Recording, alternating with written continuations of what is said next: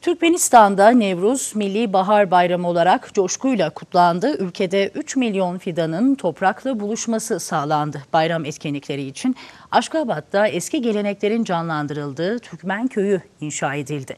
Ülkede 21 ve 22 Mart günleri resmi tatil ilan edildi. Türkmen Köyü inşa edildi. 3 milyondan fazla fidan toprakla buluşturuldu. Türkmenistan'da Nevruz Milli Bahar Bayramı olarak coşkuyla kutlandı. Geleneksel çadırların kurulduğu tören alanında ilkbaharın uyanışı ve doğanın yeniden doğuşu şerefine eski gelenekler canlandırıldı.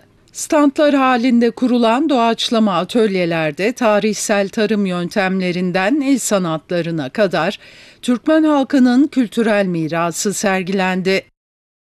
Ülkenin dört bir yanından gelen sanatçılar milli mirası ve şanlı tarihi anlatan çeşitli performanslar ortaya koydu. Salıncağa binen gençler renkli görüntüler oluşturdu. Büyük kazanlarda yapılan Nevruz'a özgü semeni tatlısı törene katılanlara ikram edildi. Türkmenistan'ın milli gururu Galkınış At Üstünde Oyunlar ekibinin ahal teke atlarıyla yaptığı gösteri ilgiyle izlendi.